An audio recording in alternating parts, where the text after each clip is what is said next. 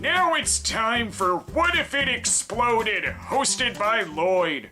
Give me a piece of that roasted chicken, a piece of that original recipe chicken, and a chicken pot pie to go. Sir, we don't have any of that. I didn't think so. And this has been What If It Exploded, hosted by me, Lloyd. Looking for a personalized video request? Can't find anyone else to do it? Well, then come see me. Head over to our Cameo page where you can get yourself a birthday shout out for either you or a friend, get a personalized message, ask questions, plenty of options. All of that over at cameo.com/thecinemasnob. Hope to see you there.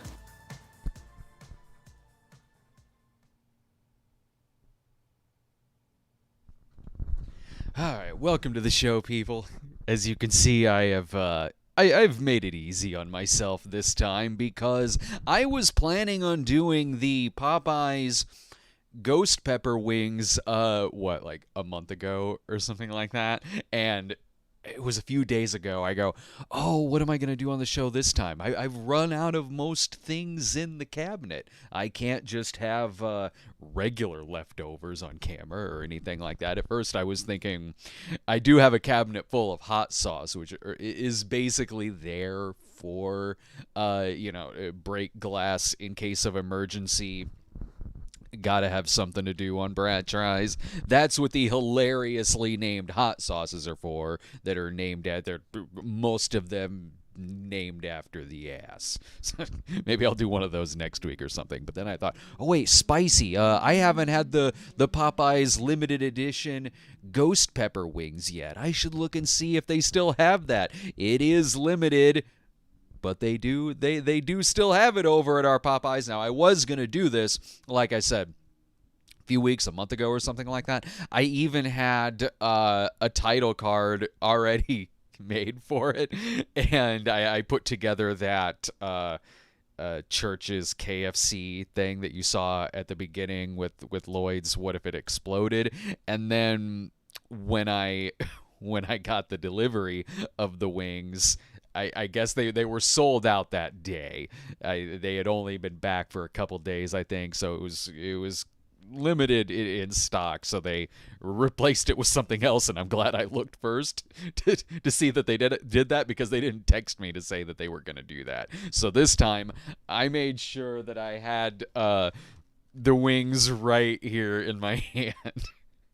Before I put up the name of the episode, advertised it, put up the already made title card. It sort of worked out last time, because instead of doing the Popeyes ghost pepper wings, that was the episode I did the Wendy's ghost pepper sandwich. It must be ghost pepper season or something. That's why the cats are going crazy. Oh, they're still in here with me. You cats aren't gonna. You should have been in here when they had the fish sandwich, when we did the Popeyes fish sandwich. You'd probably like that a lot better. It's gonna be way too spicy for you. You cats can't have this. You can maybe have the bones. I'm kidding. I'll get you a fish sandwich tomorrow. Oh, actually, I think that fish sandwich is out of season. I'll get you the Popeyes fish sandwich next year. Oh, they'll keep to themselves. The super chats are for me, by the way. There might be a couple of them for you. Oh, by the way, get your super chats in. This is what we're gonna do on the show today. I was saying earlier, oh, well, this one's easy. I already had the title card made. I already had the Lloyd's What If It Exploded made. But really, it's a fairly easy enough show anyway. The hardest part of the show is that it's 8 p.m. Central, and I'm a little older now. I prefer to be, just laying down, me, Laura, we got the lights out, we got the television on, we're just waiting to fall asleep. But sure, one night out of the week, I go in front of the camera and I eat, take super chat questions, and pick the next Cinema Snob episode. It's actually been pretty fun here lately, falling asleep with the TV on, because with the strike going on and everything, the shows are in reruns and all that. So I've been going to the channel, and I've been going to the YouTube channel of Late Show with Craig Ferguson Archive. So It's like a time machine going back about 10 years. Now I'm back to falling asleep with Craig and Jeff Peterson every night. It's so cozy and comfortable, and reliving tweets and emails segment and Craig and Josh Robert Thompson. It's great. I've been doing that lately to fall asleep. So, okay, before I finish my drink right there, and have nothing left when I try these ghost pepper wings. Now, they've had the ghost pepper wings before, but this is the first time I've had them. I kind of wish it was more like when Taco Bell discontinues something. But it's all right because they bring it back like once a year. You know, they discontinued the Mexican pizza, but then not long after they brought it back. I always see advertisements for their nacho fries, and whenever I see their advertisements for their Taco Bell fries, or they're like, Taco Bell fries are back, and I'm always like, I didn't even know they went away. Did they just go back? Did they just leave for like a week and then they bring them back? Because I always see commercials for the Taco Bell fries are back. They were, we had to wait for the shipment for a few days, so they were gone for 36 hours, but don't worry, they're back. I wish Popeyes was more like that, because one, Popeyes is just one of my favorite restaurants ever, and one of my favorite things on the menu was their Cajun rice, which they discontinued about a year or so ago. Oh, that was my favorite side. Apparently, I was the only one where that was their favorite side, because they got rid of it. They had it for such a long time, too. I remember having the Cajun rice when I was a kid. But, sorry, cats, you were born after the Cajun rice. That goes on the adult channel, my friend. So, okay, these right here are the ghost pepper wings. They're a little tint of orange. Should rename this show What's Gonna Happen to Brad's Feces. Might be a little bit of fire hole. There was mild fire hole with the ghost pepper chicken sandwich from Wendy's, and with the icy cereal I had last week. The poo was slightly the color of the icy cereal. I don't know if that was because of the cereal, though, or just simply because I eat a lot of things like icy cereal. Let's go and try this, see if it's spicy or fast food spicy.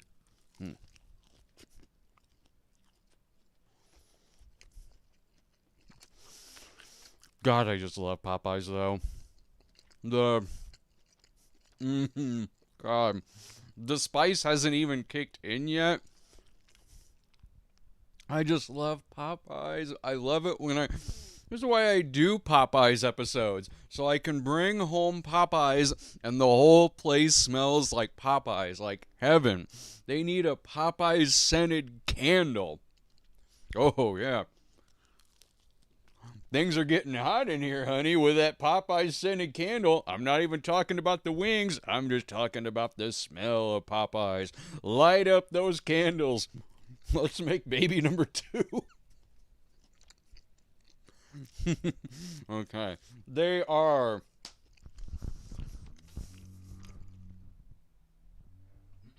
Sorry, my chewing sounded disgusting. That's fast food spicy. I'm waiting for it to get spicier. Like it'll sneak up on you, whenever you have one of the challenges, like the one chip. Not that I was expecting this to be the Carolina Reaper, but, like the one chip challenge, the gummy bear challenge, all of that. There's that like 5 seconds, give or take, where it tricks you. And you're like, oh, I can handle this. And then dead. You're just a puddle on the floor. No, this starts mild and pretty much stays mild. It doesn't really start mild. It more so starts like, I just love the fact that I'm eating Popeyes, even though these are very tiny wings. They make up for it, though, because the taste is so good. So it starts out with 0 spice. Slowly kind of crawls up to mild. These are mild, people.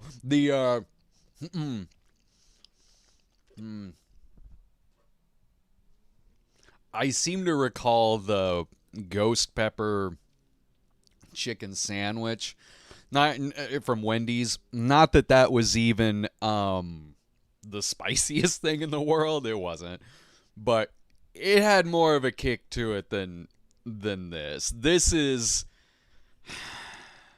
what do I compare this to in terms of fast food? I mean, this is kind of comparable, I guess, to if you get like their spicy chicken sandwich, or even a spicy chicken sandwich from any other fast food place, really. Like, it's pretty much on par with that. So just like incredibly mild right there. It's not I've had spicier ghost pepper related things. So, you know, if you just want some Popeyes wings, yeah, sure, it's serviceable for that. Kind of wish they were bigger, kind of wish they were crunchier, but damn, I love that taste. If it's spicy you're looking for, you're gonna be a little bit disappointed. You're better off probably getting the spicy chicken sandwich because it's got that spicy sauce on there. Actually, yeah, come to think of it, they've got dipping sauces that are spicier than that. The sweet heat is spicier than that. So I, just sure, I recommend Popeyes because I just recommend Popeyes in general. But these could be spicier. So okay, well that was. Not sure if it was worth the wait, to be honest. You know what? It was, because I've waited for some bullshit before, like the Kraft macaroni and cheese gummies, which I will bring up as one of the biggest disappointments of my life. The Kraft macaroni and cheese gummies that just tasted like tangerine. This doesn't compare to the disappointment of that. But what was, excuse me. Got the Popeyes burps. Okay. What was disappointing earlier, actually not even disappointing, just frustrating, and frustrating in a way that just kind of makes you roll your eyes and go, of course.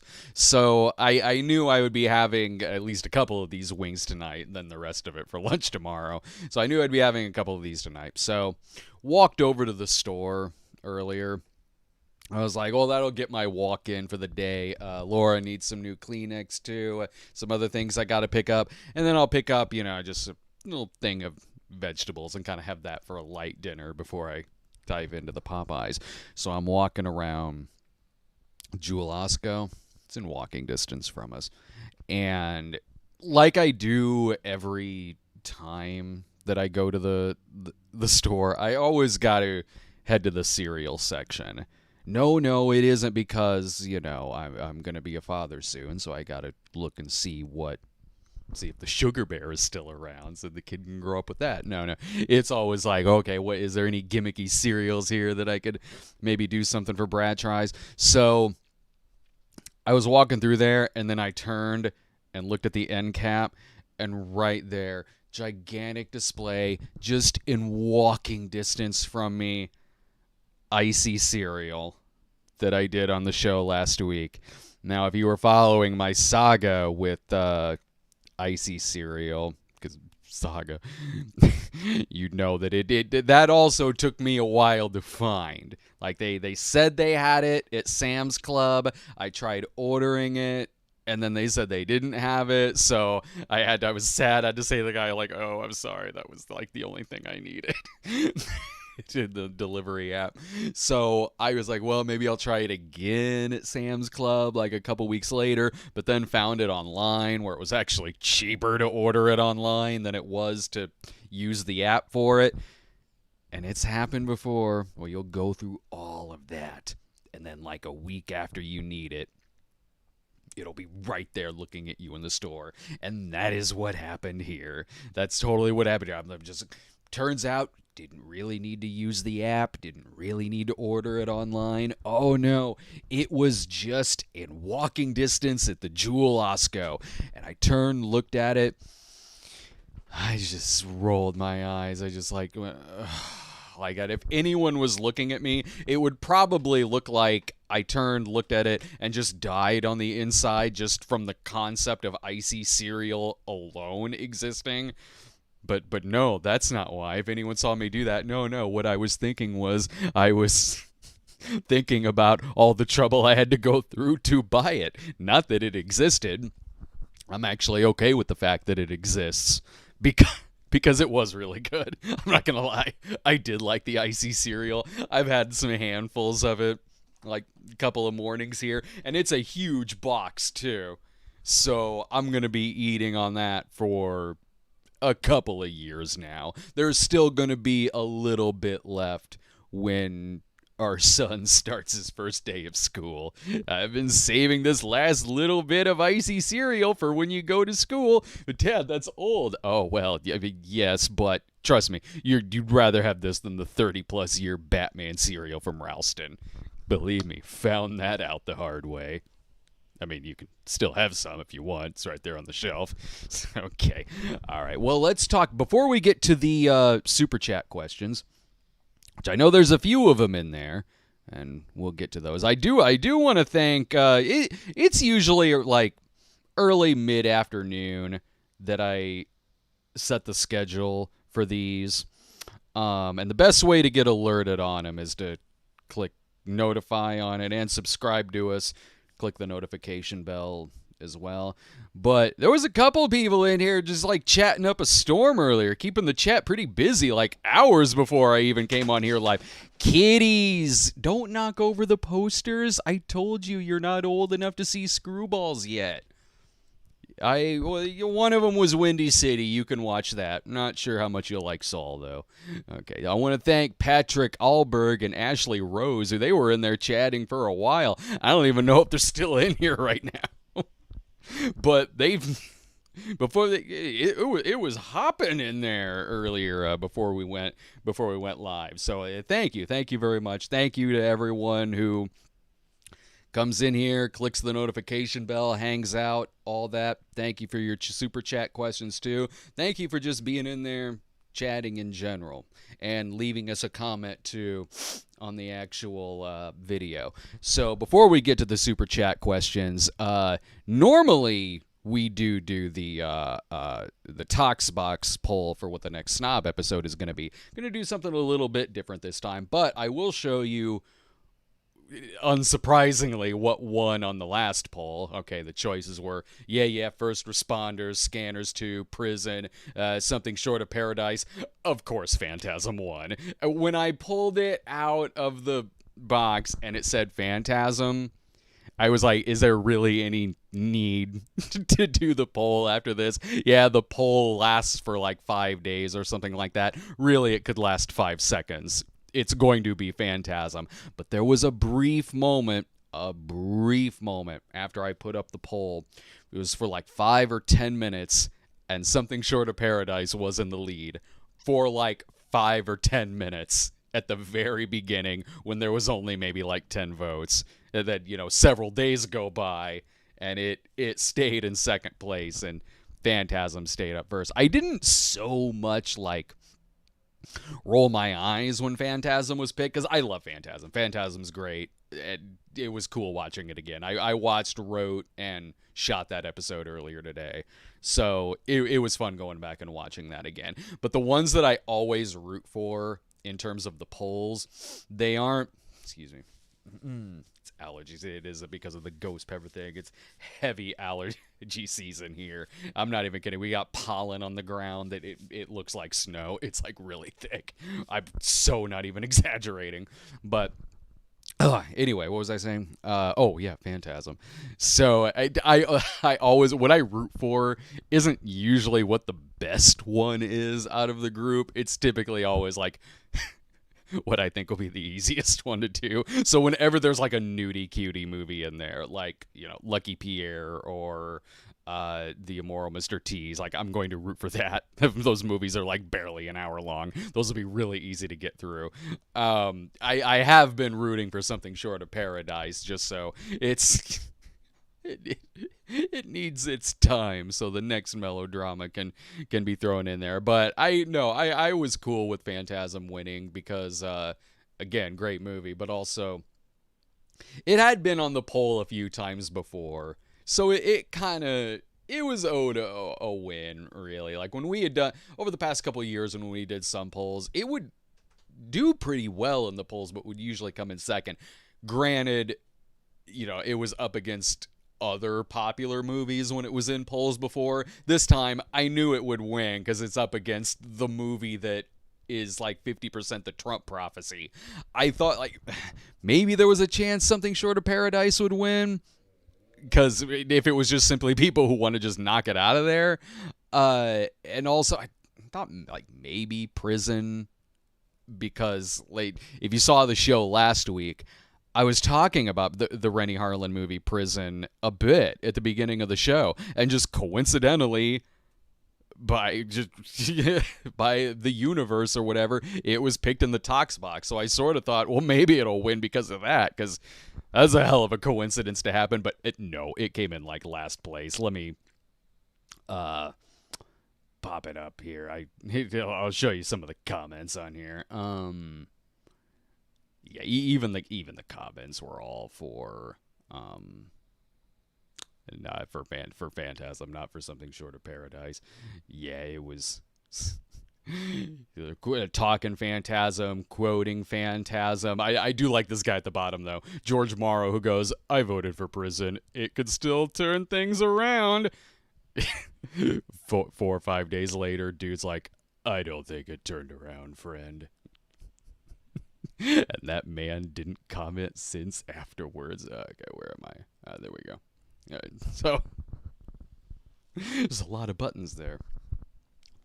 So yeah, Prison. I think Prison came in like last. But what we're gonna do next week, we're not gonna do a poll for next week. The poll will, when I do live stream next week, we'll do a poll then. But as for now, I already have picked what I want to do, and I don't want to put it into a poll because I don't think it would win. It'll be an episode that's just for me. We've got it'll be public so you can watch it, but really I'm making the episode just because I want to watch it. I've referenced this movie before, and we've got the new Indiana Jones movie, Dial of Destiny, coming out at the end of the month. So I'm going to do a little tie-in for that. I have referenced, no, it's not a canon movie. It's not King Solomon's Mines or, the Harrison movies that, or not Harrison, Chamberlain, the Richard Chamberlain movies. Oops. Richard Harrison. He was in Indiana Jones, right? Wait, hang on. Richard Harrison, directed by John Ford. No. Okay. Anyway, no, it's not one of the canon films. It's not the Asylum knockoff of Indiana Jones either. No, I've referenced before a movie that will tie into Indiana Jones. There is a movie from 1952 in which an Indiana Jones type character is played by Ronald Reagan about 30 years before Indiana Jones. And Indiana Jones is, inspired by a lot of movies, a lot of different adventure serials of the time. And this movie also gets credited a little bit in that Ronald, how 80s do you get in the 1950s? The most 80s thing you can see, Ronald Reagan playing Indiana Jones. Again, an Indiana Jones type character. This is a movie that is unoriginally called Hong Kong. It's like, oh, what's the name of the second Indiana Jones movie? Pankot, right? So yeah, it's sometimes the movie is called Hong Kong. Sometimes the movie is called Bombs Over China. Sometimes it is called that. This is a movie with Ronald Reagan as an adventurer with the hat, the glasses, the tie, all that. Dude sitting in the middle right there who looks like, I don't know if that guy's Chinese. Is that Peter Lorre? Is that Edward G. Robinson? I actually know who that is. That's I forget his name, but he did. Weirdly, funnily enough, he did play Genghis Khan in a movie, not the John Wayne one. I got that guy sitting there in the middle. But okay, So this is a movie that I'm just like gonna call the episode Ronald Reagan is Indiana Jones, because like Hong Kong, what is that? Like that barely describes the movie. That's just the name. That's just where it takes place. So okay, this is a movie where Ronald Reagan is an adventurer who gets in possession of a statue, and people are after it. It isn't Nazis that are chasing him, but it is communists. So Ronald Reagan, Indiana Jones, is fighting communists in the movie while protecting a statue, and also he has like kind of a short round type sidekick in the movie. I've been wanting to do this one for a long time, and I know the movie will probably be like fine, probably. I don't know if I'm probably building it up. I don't even know if I'm building it up that much, really. The movie is probably going to be just, your standard Reagan 50s B action movie. It might just be serviceable. I just want to spotlight it. I've wanted to do a Reagan movie on the show for a long time, and that's why I've referenced this one a lot. I've been kind of waiting for the Indiana Jones movie to come out so I could take a look at this. He did, and his best movie was his last. It was the Cassavetes movie, The Killers, I think is what it was called. It's the last movie he did before he got into politics, before he ran for governor. He did a movie in the early 1960s. It's the only time he played a villain in the movies, and it's surreal watching it. He's actually really good in the movie. He's the heavy in it, this kind of like gangster type dude. So you got this scene in the film where you can find it on YouTube, where he's talking to Cassavetes and Angie Dickinson, and it is one of the most bizarre things you'll see, where Reagan stands up and just slaps Angie Dickinson across the face. Look it up on YouTube. It is bizarre. And the movie itself it's honestly really good, and he's really good in it. It's just an odd sight to see because it's his last movie. So it's right before he runs for governor and becomes governor of California. So he does look like politician Reagan in it, just slapping Angie Dickinson. Might have to spotlight that one sometime too, but that one's legit like a pretty good movie. And there's Bedtime for Bonzo, too. Everyone knows that. So, okay. That'll be the episode after Phantasm. Will be Ronald Reagan as Indiana Jones. I'm looking forward to it. I know more people are going to watch the Phantasm episode, the Texas Chainsaw Massacre, the more popular ones that we put up, the franchise ones that we've put up. I don't care. This one's just for me. So okay, let's someone in the chat just pointed out Don Siegel directed The Killers. Underrated movie. Like, I mean, it's funny to joke about because of that scene with Reagan and Angie Dickinson. It is a pretty cool flick. Okay, let's go ahead and get to our super chat questions here. I know we got a handful of them waiting. Okay. It's loading. Sorry. All right. It's loaded. It's also disappointed in the non-spiciness of the wings. All right. Danny McGraw asks, "Hey Brad, what are some of your favorite books, if you have any?" He's leaving the door open for whether or not I read. Also, what's your favorite Hitchcock movie? Okay. So my favorite book's Lesson Zero. The Bret Easton Ellis book. I love Bret Easton Ellis. And Lesson Zero is like this odyssey through just the drugged out, coked out, very wealthy youth in Beverly Hills in the 1980s.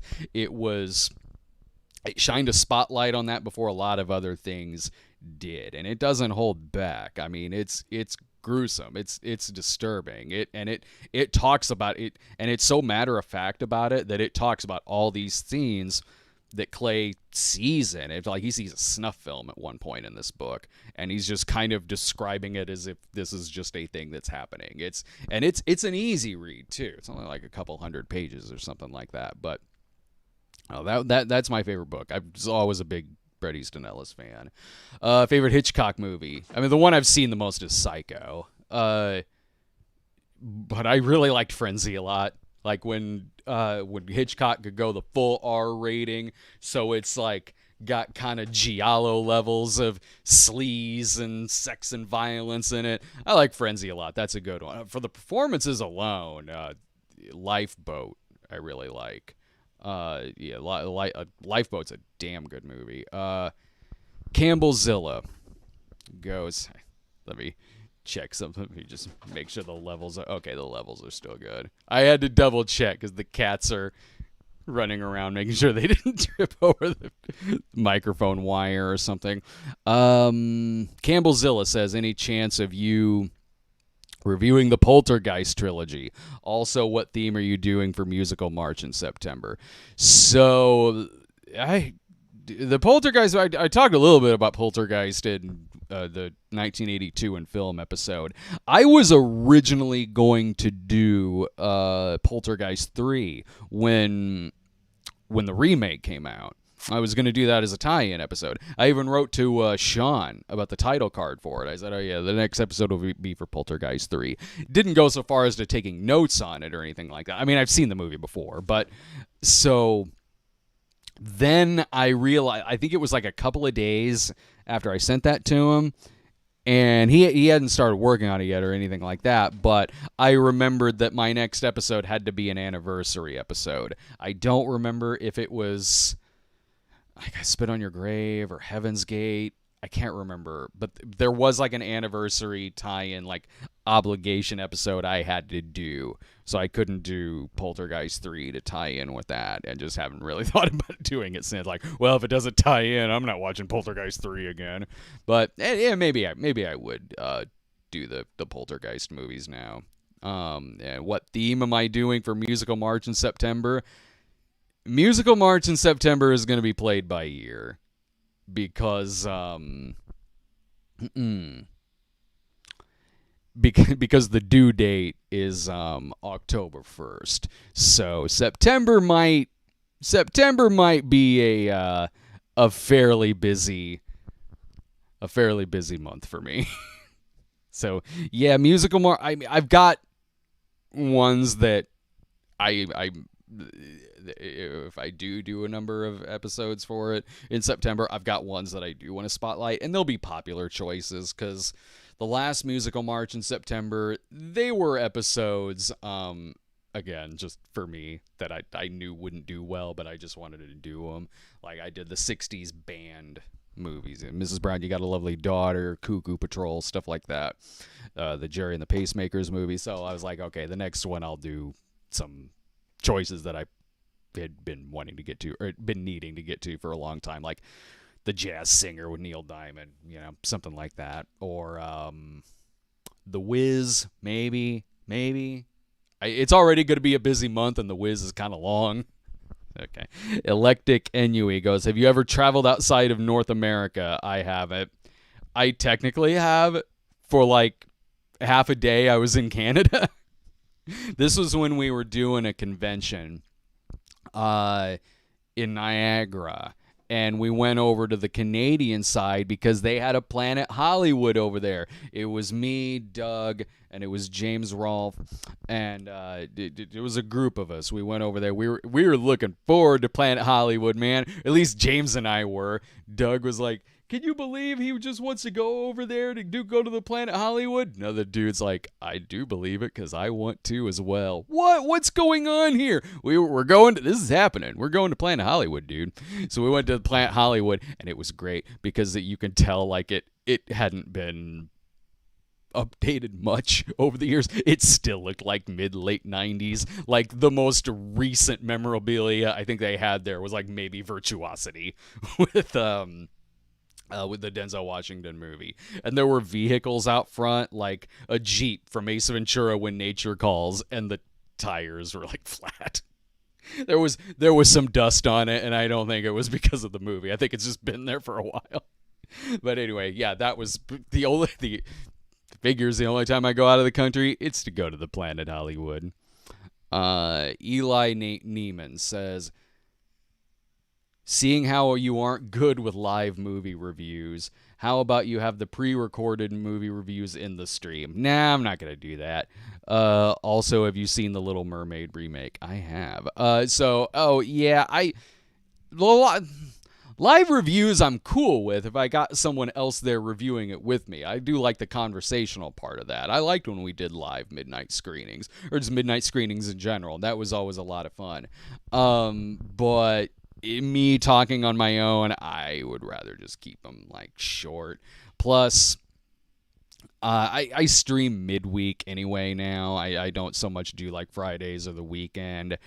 And yeah, you trust me, you will see the reviews a lot quicker. But me just writing, shooting it, editing it, posting it, you'll see them a lot sooner that way than if I did that and then waited for there to be a stream for me to show them on, in which I would later just put them up by themselves anyway. I did see the Little Mermaid remake. I went to it. It was the weekend it came. It was the Friday it came out. I did go. I didn't get a chance to review it because I was out of town that weekend. That was the weekend I went to Springfield, and I thought I might have time to review it, and I just didn't. But Laura's friend was in town visiting, so all three of us went to this. And because her friend Regan, like, she was legit like looking forward to it, and Laura and I were kind of like, well, we've seen the other remakes, might as well go see this one too. And then the movie, I actually thought was okay. I didn't love it. It's weird because it had a lot of problems I've seen in other Disney remakes, like, you know, the animals not being able to express that much, and it looks kind of weird and unfortunate. Like, so yeah, when Flounder and Sebastian was on screen, it was a little iffy. It does what the other movie does in terms of its story, so you're watching it and seeing the same things kind of play out, so you are waiting for certain plot points to happen. I just thought this one, I thought it was better made than some of the Disney remakes I've seen. I thought the acting was a bit better. Maybe not overall, but in key parts, some scenes still worked and did have some emotion to them. It's not something, if I were to grade it, it'd probably be a B-, because one, low expectations, and two, I was actually invested in what was going on, even though I knew it was going to happen, but it was just shot and edited and acted better than some of the other ones. It's not a great movie. It is like, well, just watch the original. Yeah, definitely just watch the original. But it was okay. I know that's damning with faint praise, but compared to Pinocchio and some of the other ones I watched, yeah, the movie's unnecessary, but it's better than that. But there is a bizarre ass scene in the movie, and it's that there's two new songs in it. One, Eric sings, and it's just kind of lame, whatever. It's like every new song you see in one of these Disney remakes where it's like it sounds different than everything else and it doesn't sound that good and it seems out of place. There's two songs like that. There's one that Eric sings and it's lame, and then there's one that is baffling. It's Aquafina coming in singing a song called The Scuttlebutt. It's this rap song because she plays Scuttle in it, so of course the song Scuttlebutt, in which everything just stops for this song to happen. And not only does the song sound wildly out of place from everything else, it's even baffling that Scuttle would decide to sing at this key moment in the movie. But the movie even, or the scene, the Scuttlebutt scene, is even shot differently and edited differently than everything else in it. It uses all of these silly, like, zoom effects, or not effects, but all these awkward zooms. It's hypnotic how out of place this scene is. And so Laura and I were talking in the car after, and she's like, well, those new songs were forgettable. And I go, I disagree. I mean, one is forgettable, but the other, I will remember the Scuttlebutt. And it's like the movie is okay, but that scene is not. Oh, I liked Melissa McCarthy in it. She was really good. She really did. in these Disney remakes, there's a lot of things that don't work, and sometimes the villains don't work, especially compared to how they are in the original. Melissa McCarthy, I felt like I was watching Ursula. I did. I thought she did a good job of becoming that character and not just simply being Melissa McCarthy as this character. When she was on screen, it was great, and a lot of me giving it a B- and not something in the C category is because of her. And I thought I saw some people complaining about her being cast at first, and I get it, like, because under the wrong direction, it might not have worked. But I was being optimistic. I was sitting there thinking, under the right direction, she could be really good casting for this. And it turns out I thought she was. So the movie, it's not really a reason to see it in theaters, honestly, but it's okay. That was a long rant for me going, it's fine. Matt Florent says, have you ever seen, oh, good question, have you ever seen the Filipino James Bond knockoff For Your Height Only? The main character is played by a little person, and he's numbered 00. Yeah, I got a copy of this movie, man. This has been on my list. I've had a copy of this movie for years, since I started this show. This movie has been on my list since I started this show. And maybe I should throw it in the Tox box, or maybe not, because I don't know if it would get picked, and if it ever did get, if it ever was one of the choices. But I need to spotlight that. I remember for a while I was waiting to do it as a tie-in with like a new James Bond movie, but then I started just doing episodes on James Bond movies because I love James Bond. But yeah, some point I should do For Your Height Only. I still got a copy of it over there. Again, that'll be one that's just for me. And well, you too, since you asked for it. Jacob Matthew Crawford goes, as a tribute to your favorite director, Bruno Mattei, and your favorite action star, Pierre Kirby, how about naming your son Bruno Kirby Jones? Well, first of all, Laura will hands down veto that. But I want to meet the person who knows that I'm referencing Bruno Mattei and Pierre Kirby and not just the actor Bruno Kirby. But no, I don't know if we'll name him Bruno Kirby Jones. I like that joke though. That's a good reference. I'm not sure how to pronounce this name. Siamucha? Yamuka X? That's something. Hey, Brad, did you see that? Van Leeuwen. Man, I'm not good at it. There's a couple things. And I've reviewed so much of their ice cream, I should learn how to pronounce it. They made an Arizona green tea ice cream. I'm excited for that one. Hope everyone's doing good. Thank you. Thank you very much. I did see that. I don't know if I'll try that on camera, but I just want to try it. I love that company because it seems like it's maybe like every other month or every couple months that they have the really gimmicky flavor. Like ranch dressing was their last big gimmicky one. And then they have other flavors that are unique and original, but are maybe an easier sell. So, like green tea, they have a cornbread one that's really damn good. So I like that they do that.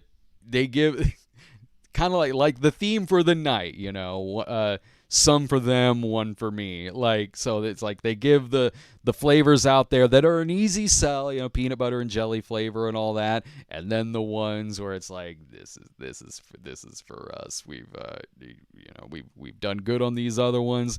Let's get one out there we can really experiment on, and that's the ranch dressing one. So the green tea one sounds good, but I can't wait to see what their next really gimmicky one is.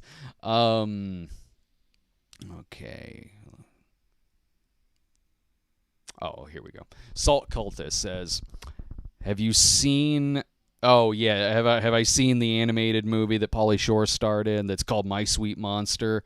Yeah, I have. I did a review on it. Go ahead and search for that. When it first came out on VOD, I did. Not as funny as the Pinocchio one. Pauly Shore's the villain in it. And yeah, the funniest parts in it are Pauly Shore as the villain. But it would have been great if Pauly Shore was the monster. He's the villain though. I barely remember anything about it. I'm struggled to even stutter about it. But I remember like a few of the Pauly Shore bits getting a laugh out of me. Eclectic Ennui goes, I know at least a couple of your films have been crowdfunded. Have you yourself ever given money to a crowdfunding project? Is that something that interests you? I don't know if I have. Maybe. I mean, maybe some of like my friends' projects. I've given to like not. I've given to like GoFundMe's. You know, if someone's like cat is having surgery, was injured or something like that. Like that I have, but like an Indiegogo type crowdfunding, if it's someone I know, I have, but I'm hard pressed to remember which one it would have been. I mean, clearly I'm not against it. I've done Indiegogo myself a couple of times. Jacob Matthew Crawford.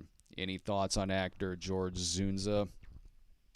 He played Max. Oh yeah, Law and Order, and Gus and Basic Instinct. Yeah, and Commander Descal in The Beast. No, not off the top. I mean, I know of him as Gus in Basic Instinct, certainly, and some of the year-in retrospectives that I've done, but not enough that I can, like, go through his whole filmography off the top of my head. Maybe I should do a theme month.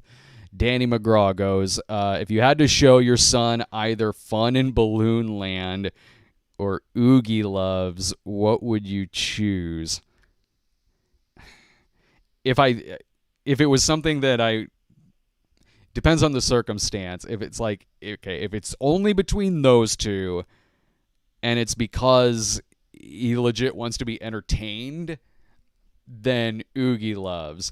If it's a situation where it's only between those two and I want him to fall asleep and take a nap, then Fun in Balloon Land. Because he would not be awake past like 5 minutes when it starts cutting to the parade footage. Oh, I'll still watch the hell out of the rest of it because I know the context of everything. Eclectic Ennui. Speaking of Ronald Reagan, are you looking forward to the upcoming film Reagan starring Dennis Quaid as Reagan? It's directed by Sean McNamara, who did The King's Daughter, so it may take years for it to come out. Yeah, it's already taken years for that movie to come out. I first heard of the Dennis Quaid Reagan movie few years ago. I mean, granted, I think some of it was like maybe delayed because some of it, I want to say some of it was shot either during COVID or before it. I don't know about this movie, man. I hope for the best with it, really. I hope it doesn't turn into like just kind of another Gotti situation, really, because the story of that is better suited for something like a miniseries, and I know there's been miniseries on him before, but unless this is a movie that is just focusing on like maybe one specific thing, then it might work. But if you're talking like a life story thing between the Hollywood years, the Screen Actors Guild years, working for GE as a company man, as a pitch man, and then being governor of California, politics, the presidency and everything, that you can't fit that into one movie. You can't. So the movie could work if it's just about one specific thing in his presidency, maybe. But I seeing who wrote it, again, maybe the movie will be fine. Like, but I believe it's from the writer of God's Not Dead 3. Now, the good news on that is I like God's Not Dead 3. God's Not Dead 3 is surprisingly pretty good. So if you're going to pick someone who wrote a God's Not Dead film, okay, fine. It's that one. I do like that one, but I'll see it when it comes out. If it comes out. Like I said, I've been hearing about this movie for a while, and I don't even know if it has a release date on it yet. But I may